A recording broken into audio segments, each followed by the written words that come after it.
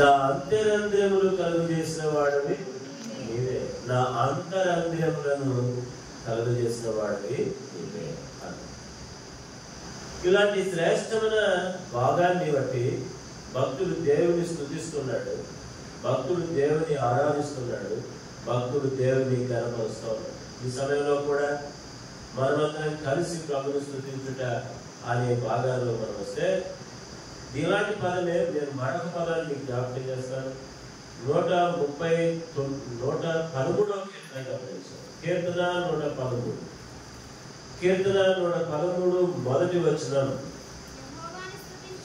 యెహోవాను స్తుతించుడి, యెహోవా సేవకులారా ఆయనను స్తుతించుడి.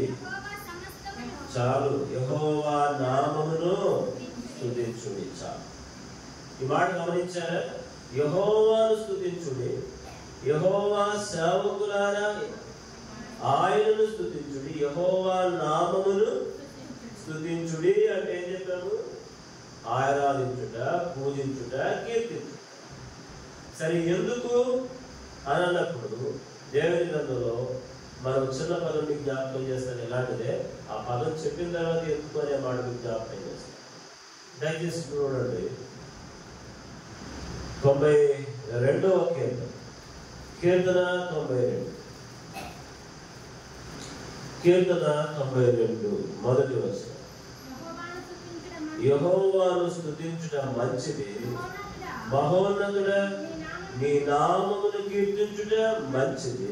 ఉదయమున నీ కృపను, ప్రతి రాత్రి నీ విశ్వాసతను 10 తంతుల స్వరమండలముతోను గంభీర ధ్వని గల సితారతోను ప్రచురించుట మంచిది అంటూ 4వ వచనం చెప్పాడు. ఎందుకనగా యెహోవా నీ కార్యము చేత నీవు నన్ను చెప్పు. ఏంటంటే ఎందుకు అంటే నీ కార్యము చేత నీవు నన్ను ఏం చేసావు? యెహోవా సేవకులారా యెహోవాను స్తుతించండి. ఎందుకు? నీ కార్యము చేత నీవు మమ్మల్ని ఏం చేసావు? సంతోషపరిచావు. అందుకే ఏంటా కార్యము అనే మాటకు మీకు మరొక పదంగా చెప్తాను. ఏంటి ఆ కార్యము అంటే ఏం చెప్తారు మీరు? రండి మరొకసారి 113వ కీర్తన 9వ వచనం. ఏంటి ఆ కార్యము? 113:9, ఆయన సంతులేని దాన్ని ఎల్లాలుగాను కుమారుల సంతోషముగా తల్లిగాను. చాలు, ఈ పదం గమనించండి. ఎందుకు స్తుతిస్తున్నారు? ఏంటా కార్యం చేత సంతోషపరిచాడు అంటే ఏ సంతోషం అంట? కుమారుల సంతోషము గల. కుమారులు అన్నారు కదండి, వాడు పాప కదండి అన్నామా? కాదు. తెలుగు బైబిల్ అలానే ఉంది. ఇంగ్లీష్ బైబిల్లోకి వస్తే మనం చక్కటి మాట రాయడం చిల్డ్రన్స్ అనే పదం రాశాడు. అన్నప్పుడు ఏంటర్థం? పిల్లల సంతోషము గల తల్లిగా తండ్రిగా దేవుడు చేశాడు. దానిని బట్టే మొదటిగా మనం ప్రభుని ఏం చేయాలి చెప్పండి? స్తుతించాలి. దేవాన్ని నన్ను నిర్మించావు అనే పదం, మాకు బిడ్డనిచ్చావు అని ప్రభుని స్తుతించడం ఎంతో ప్రాముఖ్యమైన సంగతి. ఇక రెండవదిగా ద్వితీయోపదేశకాండం దయచేసి రండి. ద్వితీయోపదేశకాండము 8వ అధ్యాయం. ద్వితీయోపదేశకాండము 8వ అధ్యాయం. దానిలో మరొక చక్కటి పదాన్ని మీకు జ్ఞాపకం చేస్తాను. 10వ వచనం చదవండి. నీవు తిని తృప్తి పొంది నీ దేవుడైన యెహోవా నీకిచ్చిన మంచి దేశమును బట్టి ఆయనను స్తుతింపవలెను. చాలు, నీ దేవుడైన యెహోవా నీకిచ్చిన దానిని బట్టి చెప్పు గట్టిగానే, ఆయనను నీకిచ్చిన దానిని బట్టి ఆయన్ను స్తుతించాలి అని మాటలు జ్ఞాపకం చేస్తాం. అలా స్తుతించాలి అనే పదం దగ్గర మనం చిన్న మాటలు జ్ఞాపకం చేయాలి. ఇచ్చిన దానిని బట్టి అన్నప్పుడు అది వస్తువైనా, ఇచ్చిన దాన్ని బట్టి అన్నప్పుడు అది భూమైనా, ఇచ్చిన దాన్ని బట్టి అన్నప్పుడు అది వెండి బంగారాలైనా, ఇచ్చిన దాన్ని బట్టి అన్నప్పుడు ఆరోగ్యమైన, ఇచ్చిన దాన్ని బట్టి అన్నప్పుడు సంవత్సరములైనా. చెప్పండి ఏంటిది? సంవత్సరం. దేవుని గ్రంథంలో నాటి పదవి మనకు కనిపించింది. 65వ కీర్తన 11వ వచనం. కీర్తన 65:11 ఏముంది అక్కడ? కీర్తన 65:11 సంవత్సరములు నీ దయా కిరీటము, సంవత్సరమును దయా కిరీటముగా ఇచ్చాడట. చెప్పండి, ఏమి ఇచ్చాడు? ఇప్పుడు సంవత్సరాన్ని దయా కిరీటంగా ఇచ్చాడు. కాబట్టి ఏం చేయాలి? ఆయనను స్తుతించాలి. నీకు ఇచ్చిన మంచి దాన్ని బట్టి ఆయన ఏం చెయ్యి? స్తుతించు అనే కోణంలో ఇప్పుడు ఏమి ఇచ్చాడు? ప్రత్యేకంగా మనం ఈ సందర్భం ఎందుకు కూడుకున్నాము అంటే పుట్టినరోజు కాదు. అంతేనా? అంతేనా కాదా? అవును. ఈ మరొక సంవత్సరంలోనికి బిడ్డ ప్రవేశించుట, మరొక సంవత్సరాన్ని ఈ బిడ్డకు దేవుడు దయా కిరీటముగా అనుగ్రహించాడు. కనుకనే ఆయన ఏం చేయాలా? స్తుతించాలి. దేవా, మరొక సంవత్సరం ఇచ్చామని ప్రభుని కనపరచాలి. పుట్టినరోజు అనే భాగాలు బైబిల్లో ఉన్నాయా లేవా? ఉన్నాయి. 2 చోట్ల ఉన్నాయి. ఎన్ని చోట్ల ఉన్నాయి? 2 చోట్ల ఉన్నాయి. ఆ 2 చోట్లలో ఒకటి పాత నిబంధనలో, ఒకటి కొత్త నిబంధనలో కనిపిస్తుంది. ఆ 2 ఎవరు అన్నప్పుడు, ఆ 2 సందర్భాల్లో ఎవరు పుట్టినరోజు చేస్తున్నారు బైబిల్లో అన్నప్పుడు చెప్పండి. ఒకటి ఫరో రాజు పుట్టినరోజు చేస్తున్నారు. 2 హేరోదు రాజు పుట్టినరోజు చేస్తున్నారు. పుట్టినరోజు చేస్తున్న వాడు అందరూ ఎవరు చెప్పండి? పుట్టినరోజు చేస్తున్న వాడు అందరూ రాజులు. గొప్ప విందు చేసి అని అంటారు. తన రాజులమైనా కాకపోయినా ఇలా చేసుకున్న ద్వారా దేవుని నామం కనపరచబడాలి. చెప్పు, ఎవరి నామం కనపరచబడాలా? మనమా దేవుడా? దేవుని కనపరచాలి. నీ పుట్టినరోజు విషయమై నువ్వు ఏం ఆలోచన చేస్తావు, ఏం తలస్తావు, ఏం ఉద్దేశిస్తావు అనే పదాలు ఎందుకు వస్తుంటే నిజంగా నీ భవిష్యత్తు విషయమై దేవాలను ఇలా పుట్టించినందుకు వందనాలని చెప్పు. మరొక సంవత్సరాన్ని దయా కిరీటంగా ఇచ్చినందుకు వందనాలని కూడా చెప్పాలి. నేను అంటాను, మరొక సంవత్సరాన్ని దయా కిరీటంగా ఇచ్చాడు అన్నప్పుడు గత సంవత్సరం అంతా ఏం చేశాడు చెప్పండి? గత సంవత్సరం అంతా కాపాడినందుకు అని చెప్పాల్సిందే. గడిచిన కాలము ఏం చేశాడు? ఏదో పాట ఉందిగా, ఏమంటారు? కృపలో నన్ను దాచిన దేవ నీకే.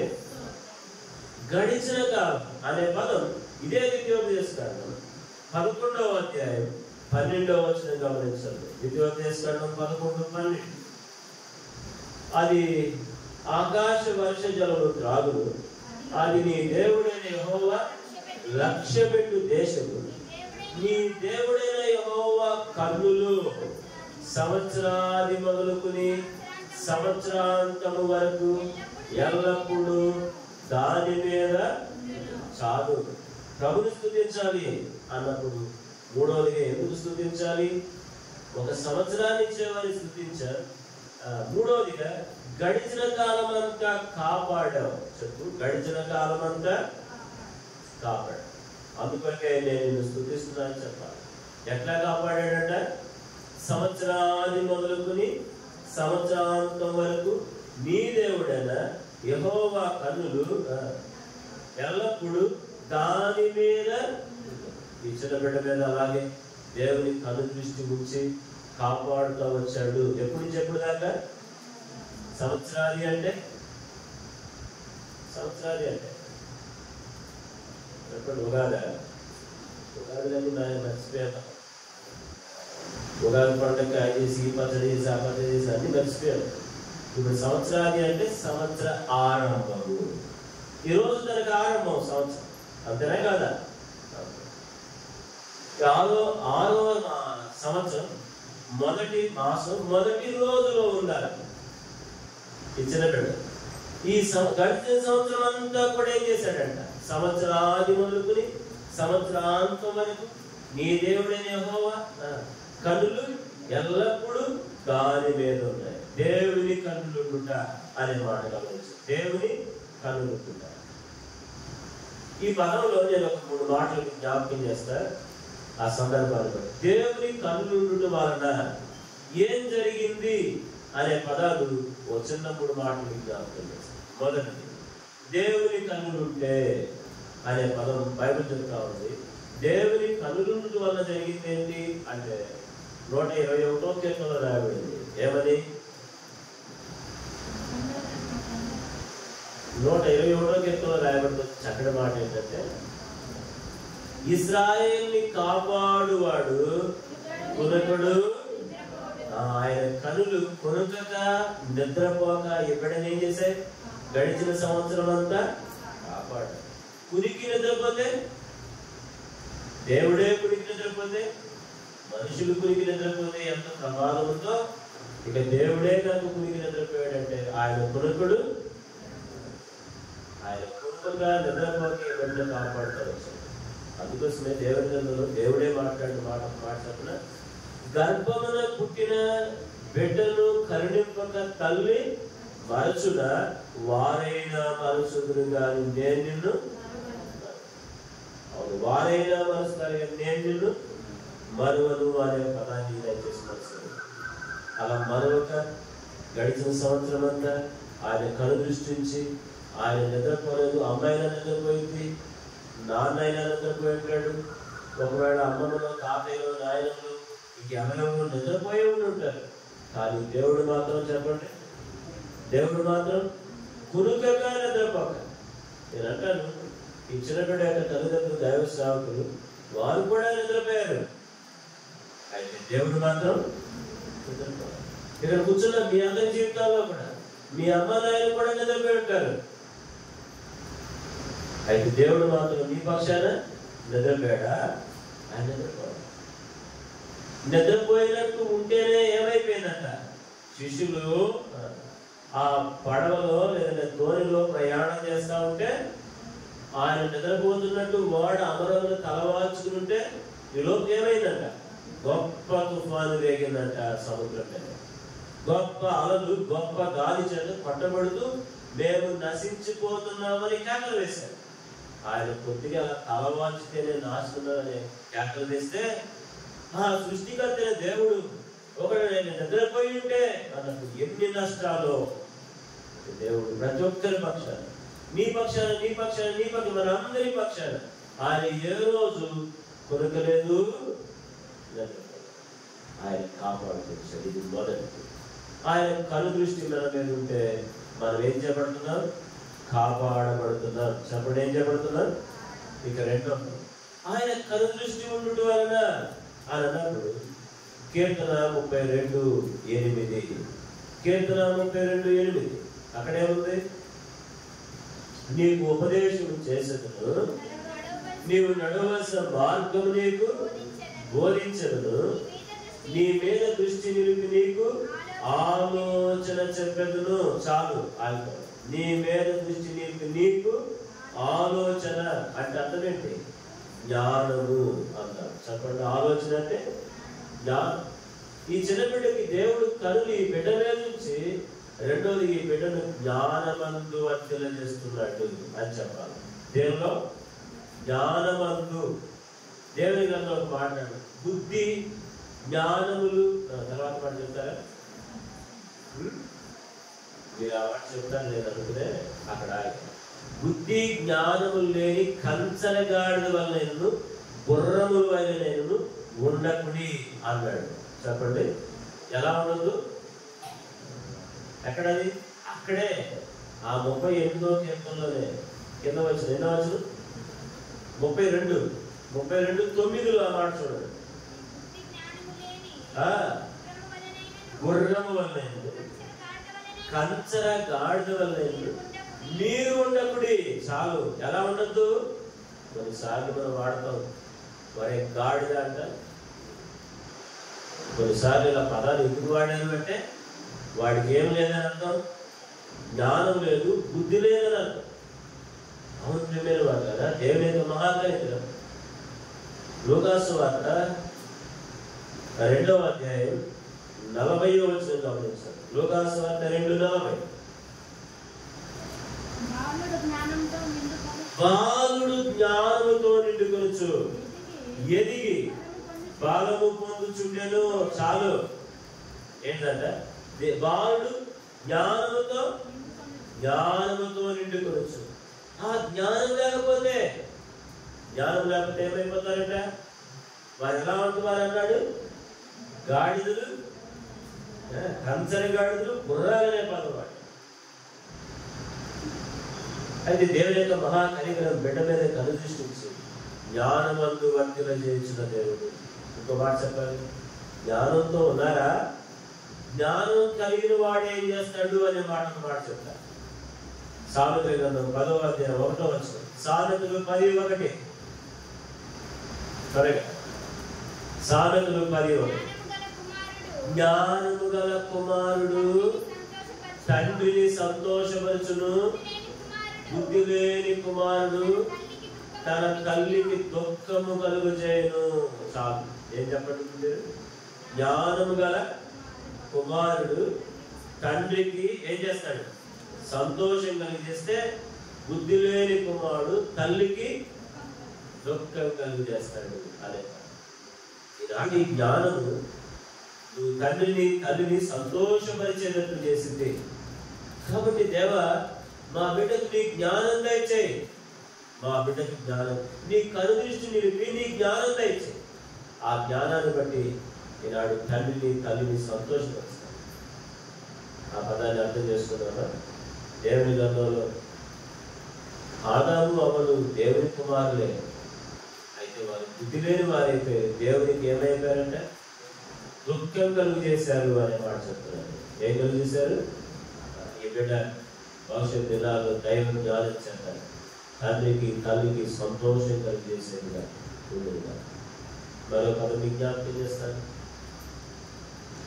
ఈ జ్ఞానము అనే పదవిని తీసుకొస్తున్నప్పుడు ఈ జ్ఞానము దైవాత్మను కూడా జ్ఞాపకం చేస్తూ ఉంది. దైవ ఆత్మ చెప్పండి, దైవాత్మ. దానితో లూకాసు వార్త 1వ అధ్యాయం చూడండి. లూకాసు వార్త 1వ అధ్యాయం 17వ వచనం. లూకాసు వార్త 1:17.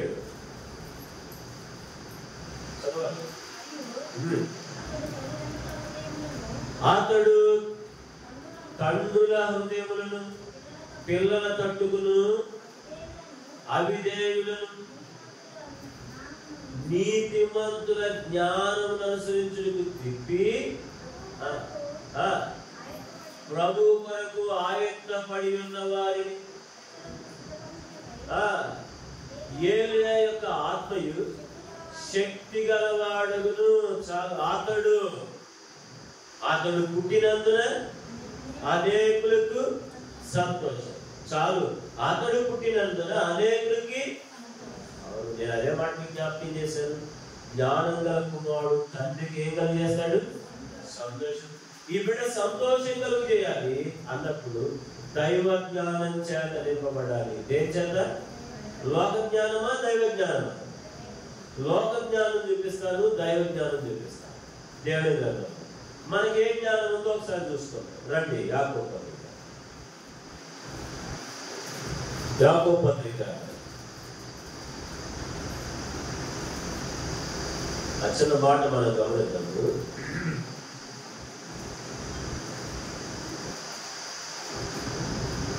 చూడండి దయచేసి 3వ అధ్యాయం, యాకోబు పత్రిక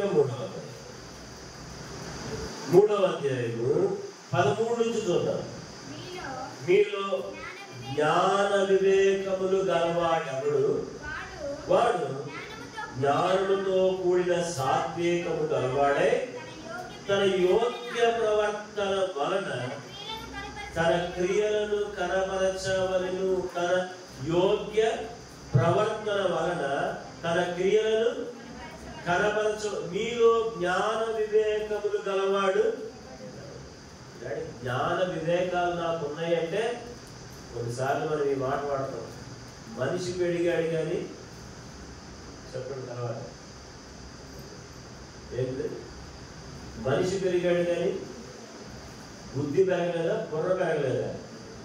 ఈ రెండు ఏదైనా ఉంటాయి. తాడు చెట్టు అంత ఉన్నావురా అని అంటారు సార్. ఎందుకని? ఇక్కడ ఏమి అంటే వాడు యోగ్య ప్రవర్తన, ఇక్కడ రాయబడుతూ వచ్చినమాట, తన యోగ్య ప్రవర్తన అనే విషయాల్లో మనుషుడు కనిపెట్టు ఎంతో ఎదిగారు, కానీ యోగ్య ప్రవర్తన లేనివారిగా ఉన్నారు అనే పదం కనిపించింది. తర్వాత కింద అయితే మీ హృదయములో సహింపనలవి కాని మత్సరము వివాదము ఉంచుకొనిన వారైతే అతిశయపడవద్దు, అబద్ధమాడవద్దు. ఈ జ్ఞానము పైనుండి వచ్చింది కాక భూ సంబంధమైంది, ప్రకృతి సంబంధమైంది, దయ్యముల జ్ఞానం వంటి కాదు. దయ్యాల జ్ఞానం ఏం చేసిందంట? వివాదాలు తీసుకొచ్చిందంట. దయ్యాల జ్ఞానం ఏం తీసుకొచ్చిందంట? మత్సరం తీసుకొచ్చిందంట. దయ్యాల జ్ఞానం ఏం తీసుకొచ్చిందంట? అబద్ధాలు చెప్పిందంట. ఇప్పుడు చెప్పండి, మనకున్న జ్ఞానం దయ్యందా దేవుందా? చెప్పాలా? మనకున్న జ్ఞానం దయ్యాలదా దేవుందా? అబద్ధం ఆడితే దయ్యందే, ఆ వివాదం తీసుకొస్తే దయ్యందే. ఇంకా మత్సరం అంటే ఓర్చుకోలేకుండా బ్రతుకుతారే వాళ్ళని మత్సరం అంటారు. ఓర్చుకోలేని గుణం ఉంటే మనం దయ్యం జ్ఞానమా మనుషులకు దేవుని జ్ఞానమా? ఇవాళ ప్రపంచం అంతా ఏ జ్ఞానంతో ఉందని చెప్పాలా? దయ్యాల జ్ఞానం చేత. ఒకవేళ వాడు ప్రపంచాన్ని జయించొచ్చాడు, మంచి మంచి పదవుల్లో ఉండొచ్చాము, కానీ వాడు దయ్యము జ్ఞానం చేత ఉన్నాడు అని అంటారు. అది నేనంటాను, ఈ బిడ్డ దైవ జ్ఞానం చేత ఉంటుంది కదా. దైవ జ్ఞానం ఎలా ఉంటుంది? రండి కింద అక్కడే చూద్దాం. ఇప్పుడు ఉన్నాయి కూడా చూసేందుకు బాగుంది. 16 ఏదైనా మత్సరము వివాదము ఎక్కడ ఉంటునో అక్కడ అల్లరి ప్రతి నీచ కార్యము చాలు. అల్లరి నీచ కార్యాలన్నీ ఏ జ్ఞానం? దయ్యాల జ్ఞానం. చెప్పండి, అల్లరి నీచ కార్యాలు. నీచ కార్యాలంటే పనికిరాని, నీచుడా అంటాం కొన్నిసార్లు. ఎందుకన్నారు? వాడు చేసే పనులు అలాంటి అల్లరితో ఉంటారు కొంతమంది. ఇలాంటివన్నీ దయ్యాల జ్ఞానంతో ఉన్నాడు వాడు, దేవుని జ్ఞానం లేదు వాడిని. ఇప్పుడు చదువుతాం. అయితే పైనుండి వచ్చు జ్ఞానము మొట్టమొదట పవిత్రమైంది చాలు. చెప్పండి ఏంటిది? మళ్ళీ చెప్పండి ఏంటిది? జ్ఞానము అనే ఏదైనా ఉందంటే అది నీకేం నేర్పియాలంటే పవిత్రత నేర్పియాలి. చెప్పేం నేర్పియాలి? అపవిత్రత నేర్పియాలా? పవిత్రత నేర్పియాలా? నేను తిన్న జ్ఞానము అనే పేరుతో ఎంత అజ్ఞాని అయిపోతున్నాడంటే మనుషుడు, ఎంత అపవిత్రుడైపోతున్నాడంటే మనుషుడు, ఎంత అపవిత్రత అంటే ఎంత చెడుతనం అంటే త్రాగుడికి, జోదానికి, సిగరెట్లకి, ఇలాగ రకరకాల ప్రతి వ్యసనానికి బానిసైపోయి వాడు దయ్యాల జ్ఞానంతో నింపబడ్డాడు. కానీ దేవుని జ్ఞానంతో, దేవుని జ్ఞానం పవిత్రంగా జీవించింది. అది పవిత్రమైంది, తర్వాత సమాధానకరమైంది, తర్వాత మృదువైంది, తర్వాత సులభముగా, మళ్ళీ చెప్పండి సులభముగా. అసలు లోపట్లో ఏమన్నా దయ్యాల జ్ఞానమా దేవుని జ్ఞానమా? అయితే నేనంటాను, ఈ బిడ్డ దైవ జ్ఞానం చేత నింపబడాలి. అందుకోసమే దేవుడు తన కనుదృష్టిని బిడ్డ మీద ఉంచాడు. సంవత్సరాది మొదలుకుని సంవత్సరం వాడిని కాపాడుతూ ఉండాలి నిరంతరం. రెండవదిగా దైవ జ్ఞానం చేత నింపాలి. దైవ జ్ఞానం చేత నింపబట్టు వల్ల ఈ పదాలు వాడాడు. పవిత్రత, మృదువైంది, సులభంగా లోబడేది, సమాధానకరంగా ఉండేది అని చెప్పారా? అంతటితో అయిపోలా. దైవ జ్ఞానంతో ఉండడం వల్ల ఇప్పుడు రెండు దయచేసి లూకాసు వార్త 1వ అధ్యాయం. లూకాసు వార్త 1వ అధ్యాయం.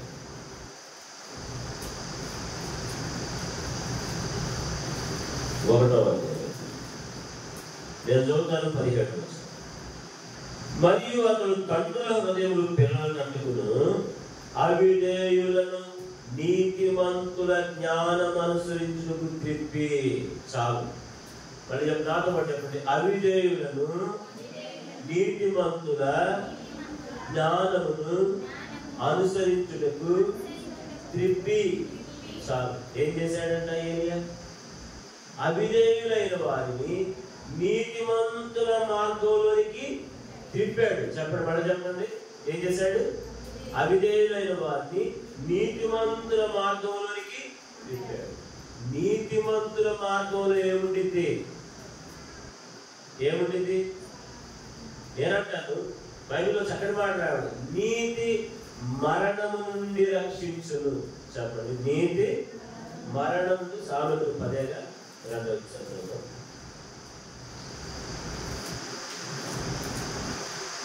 సామెత 10:11 చూడండి. 10:2లోనే ఉంది. చూడండి, 10:2లోనే ఉంది. భక్తిహీనుల ధనము వారికి లాభకరం కాదు. విడబెడుతుంది వాళ్ళ నీతి మరణము నుండి. చాలు. నీతి మరణము నుండి. అవును, నేను పదం మీకు జ్ఞాపకం చేస్తున్న మాట అదే. ఈ చిన్న బిడ్డ ఏలియా వంటి అనుభవానికి రావడం, అలాంటి దైవ జ్ఞానము దైవాత్మ చేత బిడ్డ నింపబడ్డారు. ఆ బిడ్డ ఎదిగే కొద్దీ దైవ జ్ఞానం చేత దైవాత్మ చేత నింపబడాలి. అలా నింపబడుతూ పవిత్రంగా జీవించాలి. అలా నింపబడుతూ మృదువైన సులభంగా లోబడే స్థితిలో ఉండాలి. అంతేకాదు ఆ బిడ్డ దైవ జ్ఞానం చేత నింపబడుతూ అవిధేయులైన వారిని, చెప్పండి, నీతిమంతుల మార్గం అనుసరించడానికి త్రెప్పాలి. అనేకుల్ని ఏడు నెలలు మా ప్రార్థన అదే. ఈ చిన్న బిడ్డ అవిధేయులైన వారిని నీతిమంతుల మార్గంలోనికి తిప్పాలి. అలా తిప్పితే వారు ఎలా ఉంటారంట?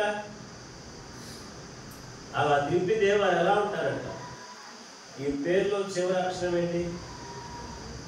దీపం. చెప్పండి, ఈ పేరులో ఏంటి? దీపమేనా? ప్రేమ దీపమా? దీప. సరే, దీప అయితే దీపం అయితే ఏం కదా, అదే కదా. వాడి దీపం వంటి వారే అన్నాడు. రండి, దానియేలు గ్రంథం 12వ అధ్యాయం 3వ వచనం. దానియేలు గ్రంథం 12:3.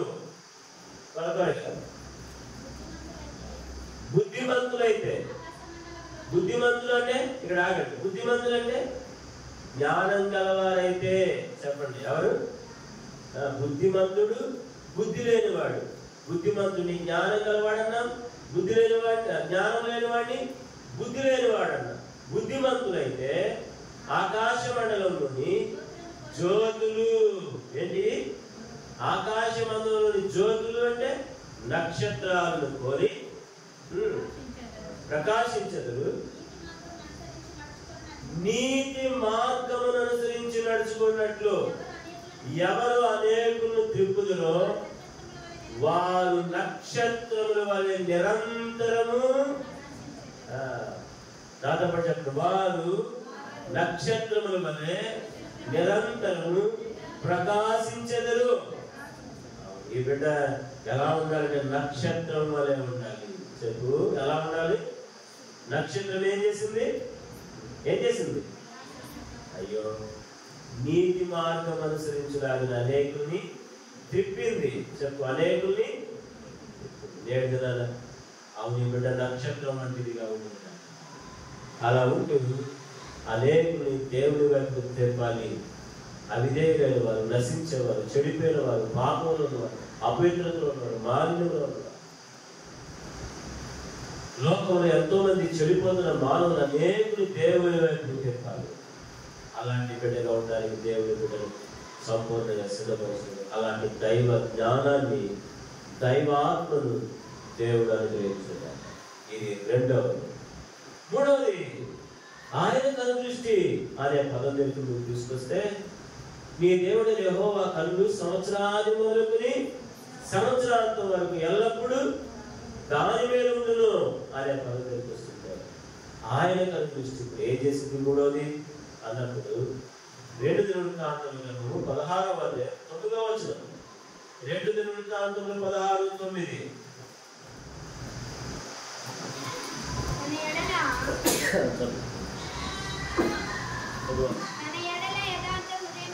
తన ఎడల యథార్థ హృదయము గలవారిని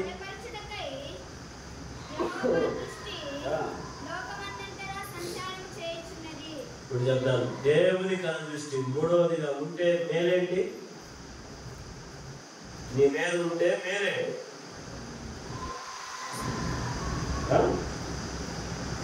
బలపరచబడతాం. ఏమవుతాం? చెప్పాలి గట్టిగా. ఏమవుతాం? ఇందాక మనం చదివాం లూకాసు వార్త 2:40. ఏమని? లోకా 2:40. తీవ్రంగా స్పీడ్ ఉండాలి. బాలుడు ఎదిగి బలము పొందుచుండెను. చాలు, ఆ వాటే కావాలి. ఎదిగి ఏమయ్యాడంట? వాడి జ్ఞానంతో నింపబడాలి. రెండోదిగా బలం పొందాలి. చెప్పండి, ఏం పొందాలి? అది ఎప్పుడు లభించింది బలం? దేవుని కనుదృష్టి ఉంటే. చెప్పండి, దేవా మా పిల్లల మీద నీకు కనుదృష్టి ఉంచాయా అది ప్రార్థన చేసుకోవాలి. చేస్తే మొదటిది ఏంటిది? కాపాడబడతాడు. ఇశ్రాయేలు కాపాడున్నాడు. రెండవది ఏంటిది? దైవ జ్ఞానం చేత నింపబడతాం. మూడవది ఏంటిది? బలపరచబడతాం. చెప్పండి, ఏం చేయబడతాం? పౌలు తిమోతికి రాసిన పదం అన్నాడు, క్రీస్తు యేసు నందున్న కృప చేత బలవంతుడవు. ఆ పదం వాడుతూ వచ్చాడు. బలవంతుడు కమ్ము అనే మాట చెప్తా వచ్చాడు. బలం ఎందుకు చెప్పాలి? బలం ఎందుకు చెప్తారా? బలం ఎందుకు అంటే ఎవరినైనా కొట్టడానికి అందమా? స్కూల్కి పోయి ఎవరైనా కొట్టడానికి అందమా? ప్రేమదీపాలకి స్కూల్కి పోయి కొట్టడానికి కాదు ఈ బలం. మరి ఎందుకబ్బా అంటే నేను చెప్పాలని ఇష్టపడే తలంపు. రండి దయచేసి దేవుని కోసం రాస్తుంది. ఎఫెసు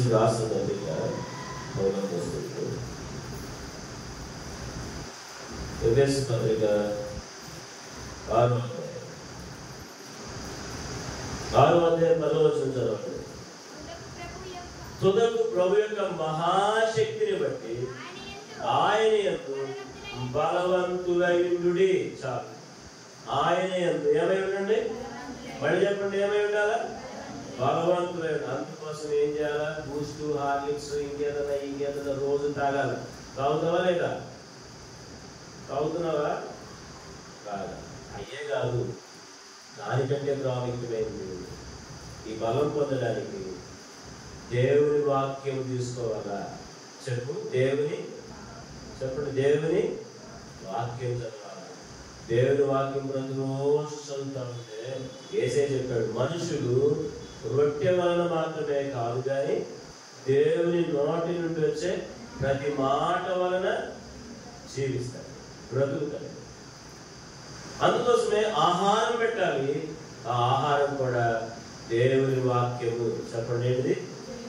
ఆ దేవుని వాక్యం అనే ఆహారం వలన, ఆ బలం వలన కలిగే 2 రకాల మేలు చెప్తా. 2 చెప్తాను, ఎక్కువ చెప్తాను. రెండింటిలో మొదటిది ఇక్కడే ఎఫెసు పత్రిక 6వ అధ్యాయం చూడండి, 10వ వచనం మరోసారి నేను చదువుతాను. తుదకు ప్రభు యొక్క మహాశక్తిని బట్టి ఆయన ఎందుకు బలవంతులైండుడి. మీరు అపవాది తంత్రము ఎదిరించుటకు శక్తివంతులగునట్లు. ఎందుకు బలం? అపవాదిని ఎదిరించడానికి, అపవాదిని ఓడించడానికి. అనండి ఒకసారి. దేనికి? అపవాదిని ఎదిరించడానికి. రెండవది అపవాదిని ఓడించడానికి ఈ బలం కావాలి. బైబిల్ చెప్తుంది మనమందరము బలహీనులమై ఉన్నాము అని చెప్తుంది. రోమపత్రికలో పౌలు అన్నాడు, మనం ఇంకను బలహీనులమై ఉండగా. మనం ఇంకా బలహీనులం. మేమేం బలహీనులు, బాగా బలం ఉందండి అని అందామా? నేను అంటాను, దేవుడికి అందరూ ఒక వ్యక్తిని చూపిస్తా. సంసోను పేరున్నారా? సంసోను ఎలాంటి వాడంట చెప్పాలా? సంసోను ఎలాంటి వాడంట? భలే బలవంతుడంట, భలే వీరుడు. ఏ పాట? సండే స్కూల్ పాట వచ్చా? సండే స్కూల్ పాట సంవత్సరం పాడండి ఒకసారి, పాడండి.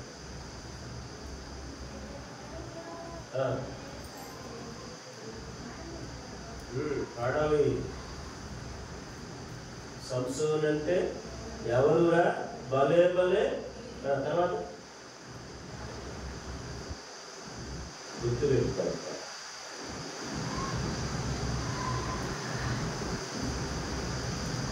ఇంకా ఉందా? ఇంకో పాట ఉండాలి సంసోన్. సరే, మీరు తర్వాత నేను జ్ఞాపకం చేసుకోండి. ఇంకోసారి నేను వచ్చానంటే అప్పుడైనా అప్పుడైందా? ఈ బలవంతుడు ఫిలిస్తీయుల సైన్యాన్ని పచ్చి గాడిద దవడ ఎముక తీసుకుని 1000 మంది ఫిలిస్తీయుల సైన్యాన్ని ఒక దెబ్బకు చెప్పాడు. పచ్చి గాడిద దవడ ఎముకతో 1000 మంది చెప్పండి ఫిలిస్తీయుల్ని కొట్టి చంపేశాడు. అంతే, సామాన్యుడు కాదు. 300 నక్కలు పట్టుకుని వచ్చి వాటి తోకలు ముడేసి ఒకదానికి ముడేసి వాటి తోకల్లో దివిటీని గుచ్చి ఫిలిస్తీయుల పంట చేనులో పంపించి ఫిలిస్తీయుల పంట చేనులన్నింటినీ కాల్చి పడేశాడంట. అంతటి బలవంతుడు. ఒక నక్కలు పట్టుకోవాలంటే కష్టమైతే 300 నక్కలు పట్టుకొచ్చాడు. వాడి తోకలు ముడేశాడు. సామాన్యుడి కాదు. ఇంకో మాట చెప్తాను, సింహం బొబ్బరిస్తూ ఎదురుగా వస్తే సింహం నోటిని చీల్చేశాడంట. అలాంటి బలవంతుడు ఒక రోజున కాళ్ళు చేతులు కట్టేశారు, తన 2 కళ్ళు పీకేశారు, తనని తిరగటి తిప్పేవాడిగా చేసేశారు. ఎందుకు అంటే ఏమైంది? బలహీనుడైపోయాడు. చెప్పండి, ఏమైపోయాడు? ఏమి? ఇవాళ మనందరం, మన పిల్లలందరూ కూడా, మన పెద్దవాళ్ళందరూ కూడా బలవంతులు ఉండాలి. ఎవరి ముందు? అపవాదిని ఎదిరించడానికి. అనండి, అవును, అపవాదిని ఎదిరించడానికి. ఈనాడు అపవాది దగ్గర ఓడిపోతున్నా. సినిమాల దగ్గర ఓడిపోయాడు కొంతమంది, సిగరెట్ల దగ్గర ఓడిపోయాడు కొంతమంది, అబద్ధాల దగ్గర ఓడిపోయాడు కొంతమంది, మోసం దగ్గర ఓడిపోయాడు కొంతమంది, అసూయలో ఓడిపోయాడు కొంతమంది. ఇలాగ బలహీనులైపోతుంటే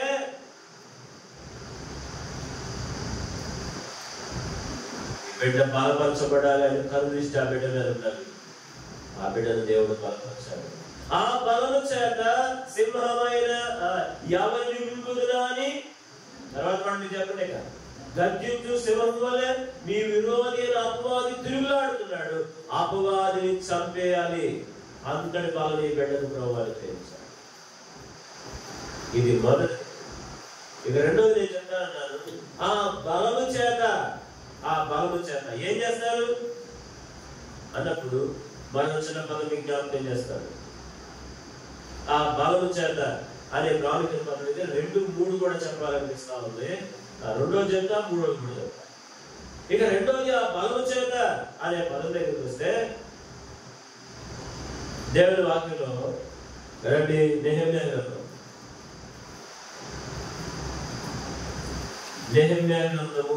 6వ అధ్యాయం. నెహెమ్యా గ్రంథం 6వ అధ్యాయం 9వ వచనం.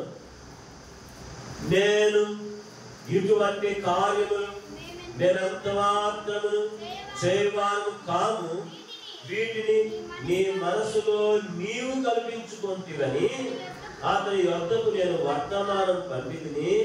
దేవా, ఇప్పుడు నా చేతులు బలపరచుము. చెప్పండి అందరూ. దేవా, ఇప్పుడు నా చేతులు బలపరచుము.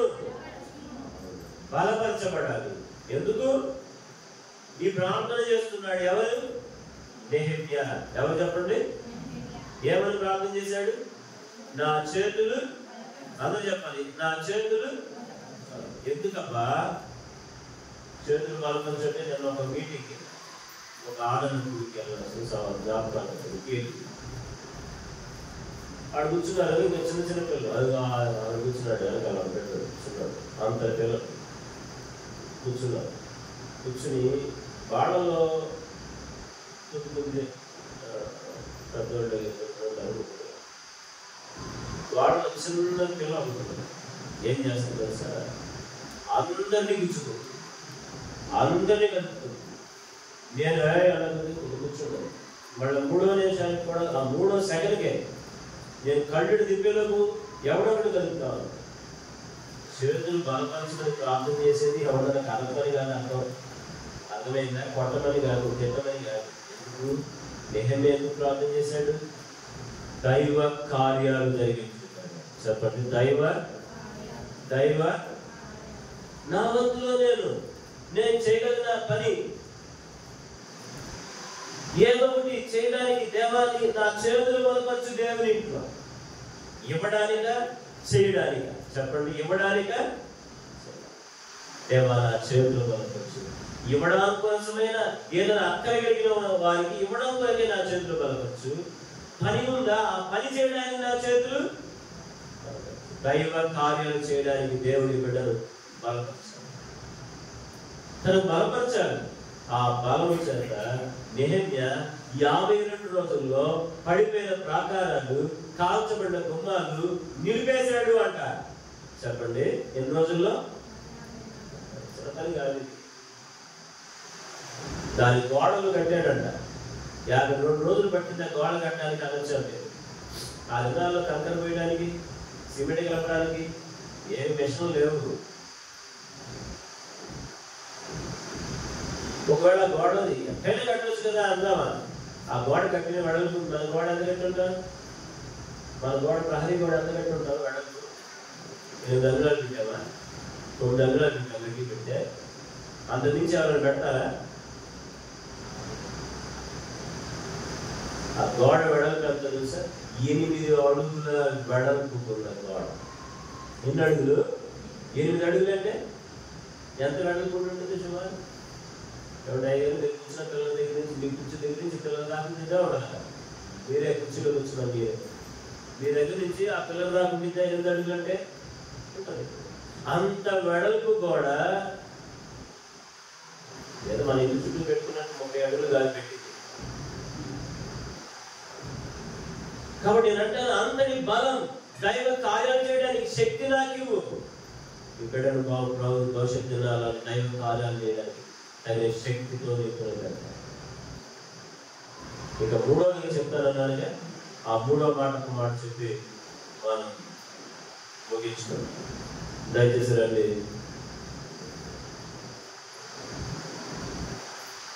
రాజుల గ్రంథం,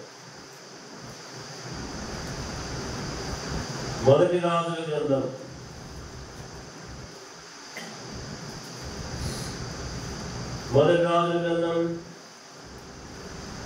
19వ అధ్యాయం 8వ వచనం చూద్దాం, లేదంటే 7వ వచనం. అయితే యెహోవా దూత 2వ మారు వచ్చి అతన్ని ముట్టి, నీ శక్తికి మించిన ప్రయాణం నీకు సిద్ధమైనది, నీవు లేచి భోజనం చేయమని చెప్పినప్పుడు అతను లేచి భోజనం చేసి ఆ భోజన బలము చేత 40 రాత్రింబగళ్ళు ప్రయాణం చేసి దేవుని పర్వతం అనబడిన దేవుని పర్వతం అని పేరు పెట్టబడిన హోరేబుకు వచ్చి. చాలు ఈ మాట. ఎక్కడికి వెళ్ళాడంట? దేవుని పర్వతం అని పిలువబడే హోరేబు పర్వతాన్ని చేరాడు.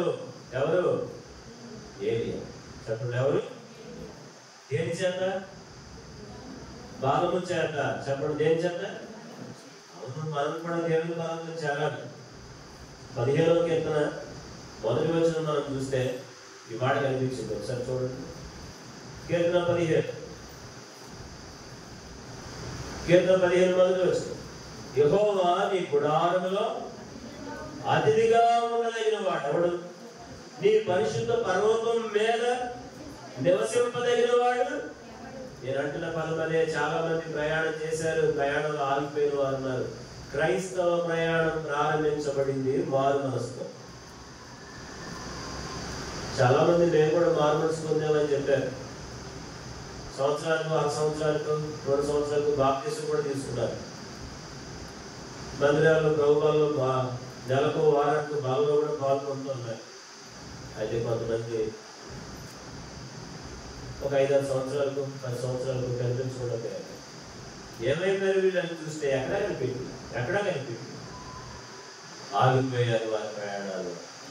అయితే ఏలియా దేవుని పర్వతం అని పేరు పెట్టబడిన హోరేబుకు దేవుని పర్వతాన్ని అందుకున్నాడు.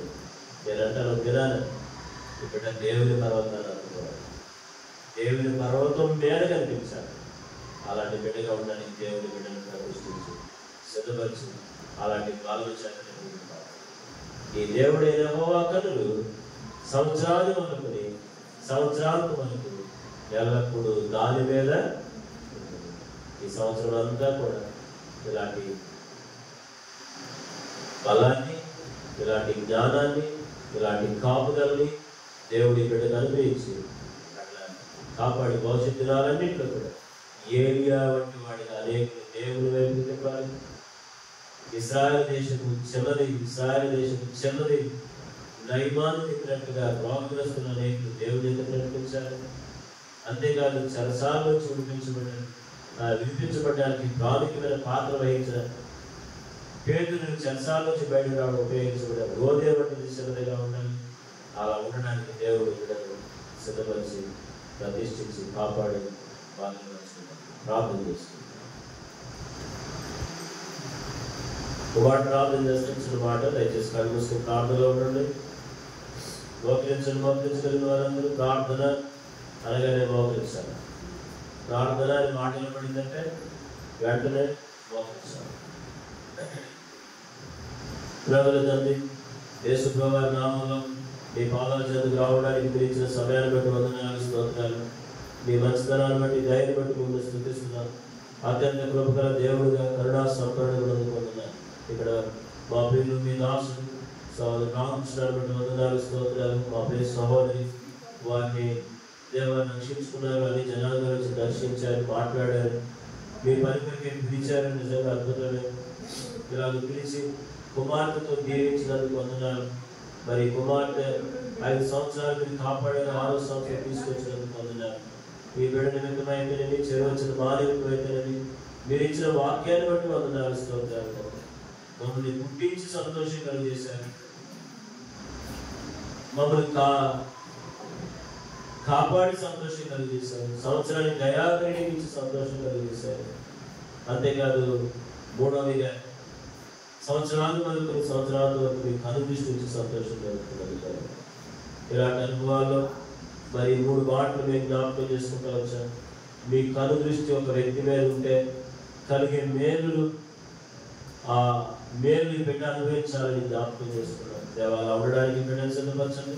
ప్రేమ దీపాన్ని దేవుడికి జ్ఞాపకం చేసుకోండి. లూకాసు 2:40, 52 వచనం కూడా మనుషుల దయ దేవుని దయను మధ్యలో కూడా సహాయపడండి.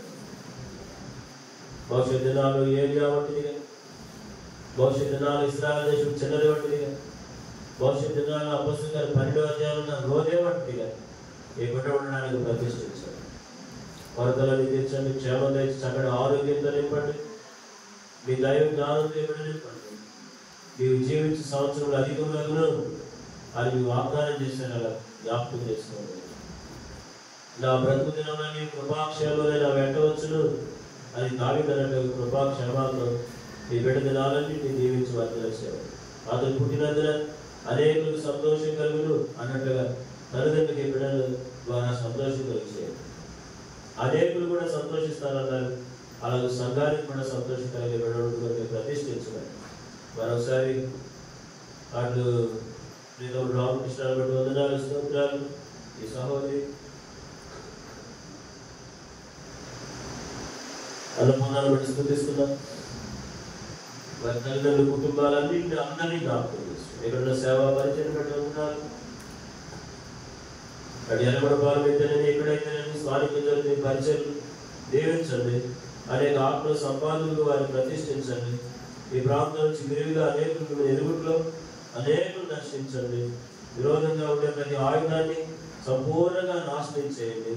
దేవాన్ని అనేకులకి సంతోషకారణంగా చేస్తానని చెప్పారు. వాగ్దానం ఈ పక్షాన్ని నెరవేర్చండి. అలాగే మేలు మీకు జ్ఞాపకం చేసుకుని వర్ధన చేయాలి. ఉన్న పొందులు కొరతలు తీసుకుని పరిచయం కొరకే దినదిన నూతనమైన అభిషేకం అనుగ్రహిస్తూ వర్ధిల్లించారు. యేసు ప్రభువు ఇప్పుడు నామములో చేరవచ్చిన వారందరూ బట్టి కూడా వందనాలు. పేరు పైన ఈ బిడ్డలందరినీ మేము చెప్పుకుంటాం. యేసు ప్రభువు నామములో స్తుతించి ప్రార్థించి అద్భుతంగా వేడుకుంటున్నాం తండ్రి. ఆమేన్.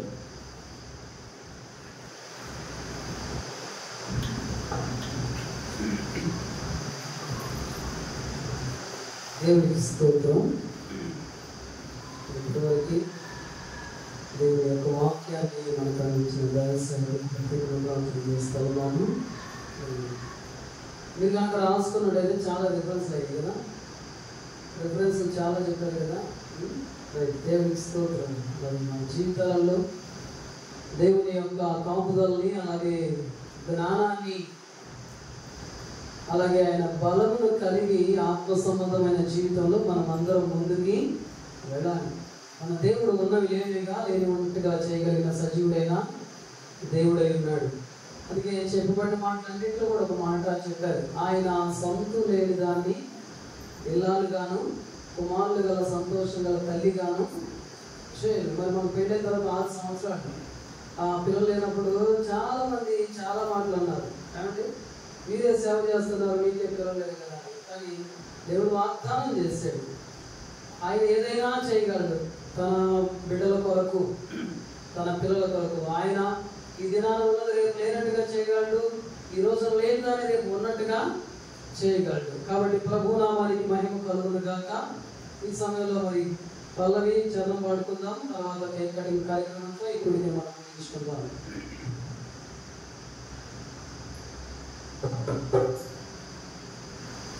గడచిన కాలం కృపలో దాచిన దేవానికి స్తోత్రము. పగలు రేయి కనుపాపలే కాచిన దేవానికి స్తోత్రము.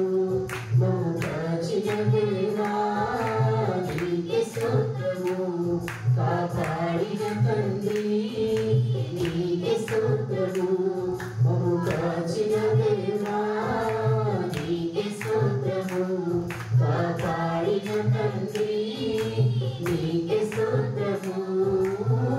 గడచిన కాలం కృపలో మమ్ము కాచిన దేవా నీకే స్తోత్రము.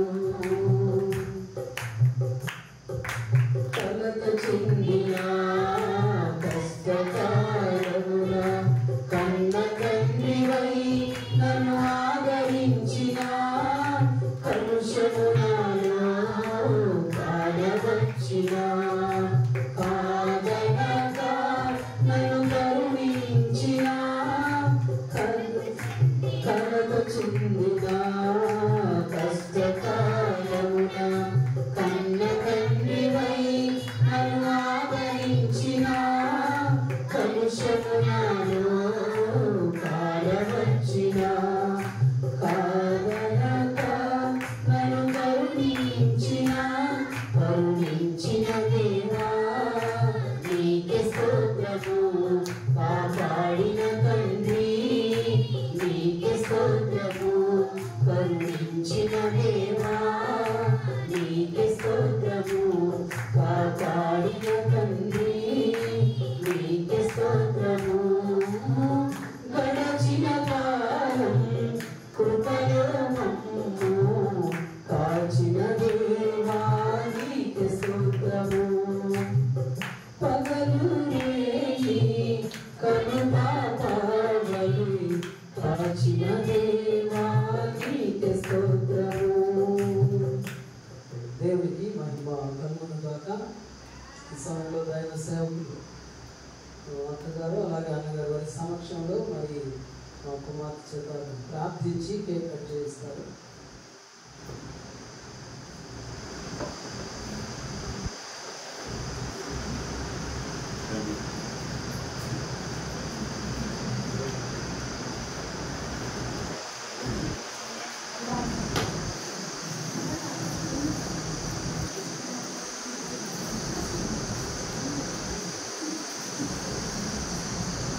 మీరు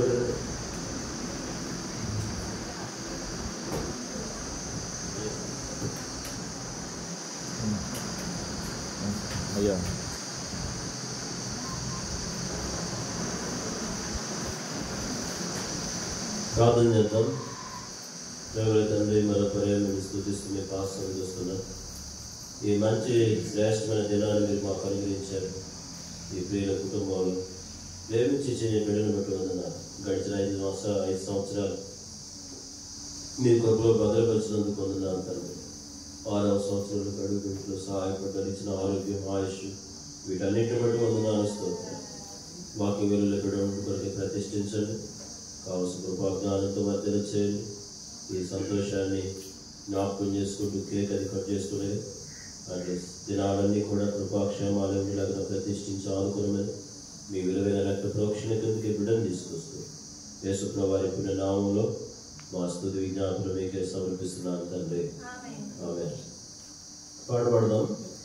పిల్లలను ఆశీర్వదించి బలపరచని అనే పాట పాడుతున్నది. కేక్ అది తీసుకో.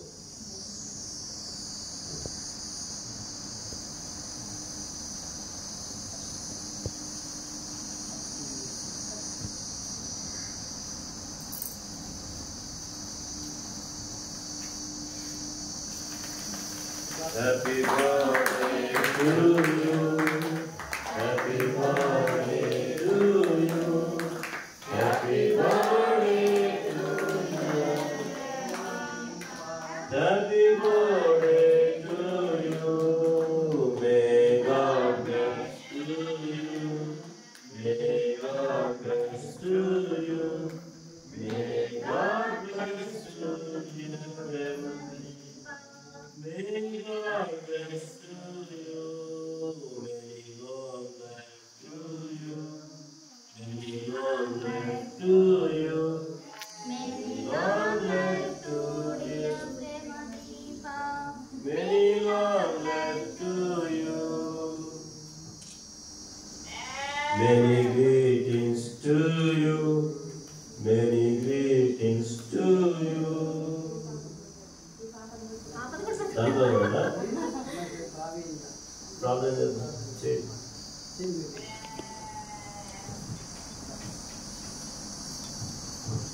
ప్రార్థన చేద్దాం. ప్రేమ నమ్మకమైన దేవ, నువ్వు ప్రేమించి జాన్సన్ శాంతి కుమార్నికి చిన్నటి బహుమానాన్ని బట్టి సంవత్సరం అంతా కాచావు. గడిచిన కాలం అంతా కాచావు. ముందున్న కాలం కూడా కాచి కాపాడి నీ కృపలో దీవెన ఆశీర్వాదాలతో నిండైన జ్ఞానమును, బుద్ధిని, వివేకము దయచేయమని నీ కృపతో నీ బిడ్డను అభిషేకించమని క్రీస్తు యేసు శక్తి గల నామములో స్తుతించి గణపరిచి మహిమపరుస్తున్నాం తండ్రి. Very good. ఇద్దరు ఎప్పుడు గుర్తుండిపోద్దాం మీ మందిరంలో.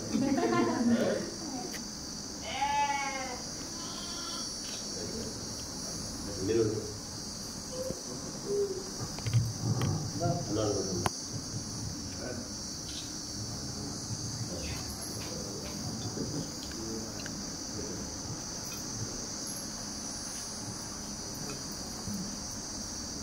రెండమ్మా రెండు మీరు కూడా రండి.